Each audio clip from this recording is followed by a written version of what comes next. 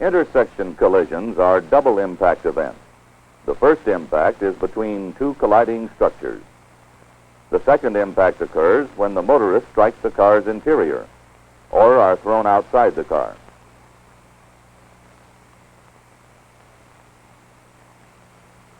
For the first impact, factors such as speed, weight, and point of impact determine the structural deformation of the vehicles. Structural design also affects collision performance. For example, these wider and lower 1960 vintage automobiles show markedly increased stability against rollover compared with cars of 1950 vintage. Also, with the modern car's lower profile, the struck car's tendency to roll over is by the weight car bearing down. However, the passenger compartment is more vulnerable to intrusion by the striking car. The center doorpost structure is one where it would reduce intersection collision injury. During motorists experience deceleration forces like those in a severe fall. At quite moderate speeds, the forces of collision are of such magnitude that even motorists restrained by lap belts suffer involuntary collision with car's interior structure. The engineering has measured these forces during a series of experimental collisions. By post-crash data analysis, the injuries to motorists for various speeds and points of impact can be estimated. In the striking car, 20-mile-per-hour front-side impact.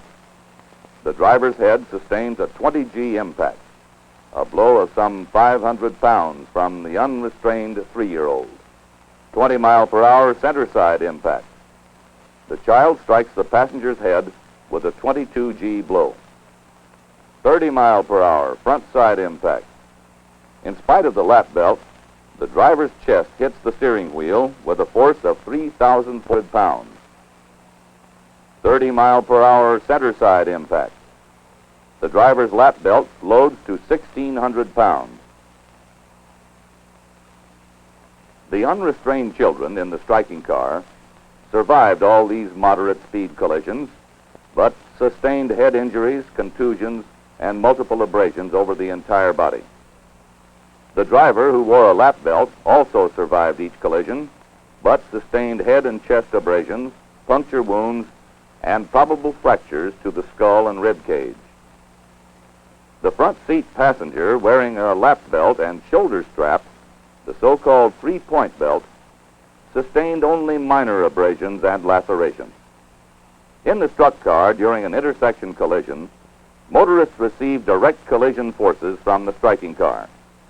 Drivers are pinned against the side until the car has reached full lateral acceleration, then thrown in the opposite direction. Front seat passengers move forward as they move toward the struck side. These motorists are restrained by the same devices as those in the striking car. Driver, lap belt; passenger, three-point belt; children, unrestrained. 20-mile-per-hour front-side impact. After receiving a 47 G shock, the belted driver's head is forced through tempered glass. Injuries, face lacerations, and abrasions. Survive. 20-mile-per-hour center-side impact.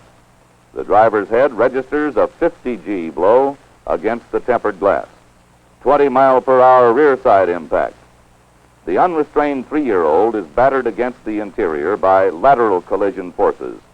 Multiple abrasions over entire body and face. Survive. 30-mile-per-hour front-side impact.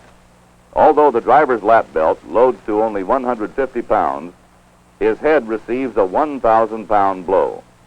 Multiple abrasions and lacerations. Survive.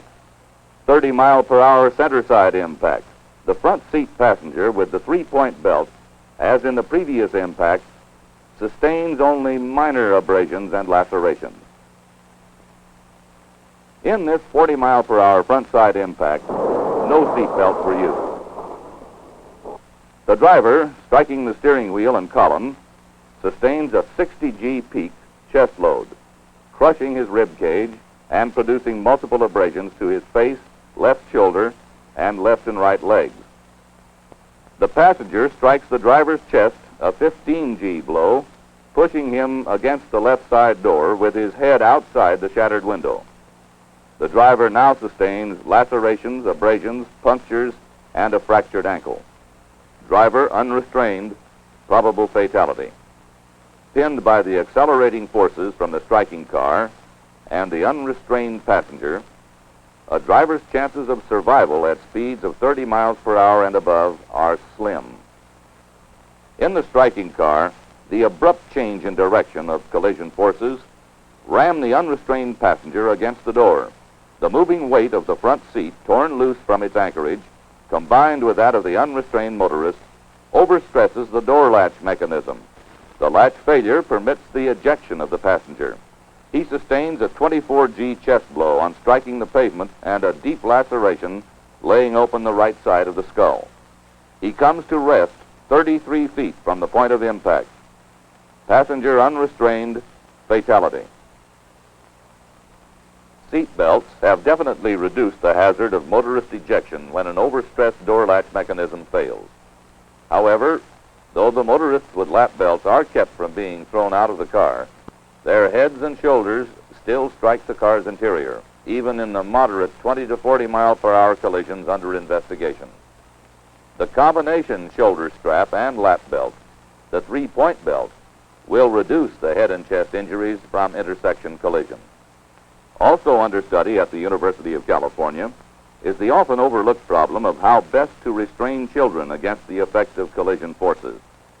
The preliminary investigation has established that special restraints must be provided for infant and child protection. In this 30 mile per hour rear side impact, the unrestrained bassinet nearly ejects the infant.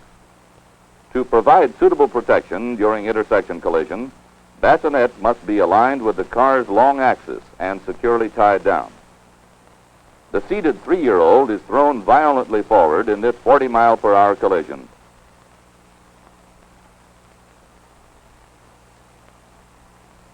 While in this 40 mile per hour collision, the child is held in a safe position by her harness. Aside from evaluating passenger restraining devices, these collisions provided a basis for safer structural design. The increased capacity for doors to remain latched, even when overstressed and partially sprung, is an improvement common to newer automobiles, but when seats tear loose and combine their inertial load with that of unrestrained motorists against the door, latch failure is still common. Seats must be designed to withstand much greater loads. Moderately severe collisions will develop seat inertial loads in excess of 20 Gs. Seats should also be structured to function as a passenger protective restraint during impact. Further research is underway to evaluate the relative merits of different types of safety glass. We now know that most motorist injuries are avoidable. Through information gained from these controlled collisions, engineers are improving the crash safety of automobiles by revising the structural design. And when motorists wear the seat belts, now standard in most cars, they have taken the most effective step now possible in the reduction of accidental injuries.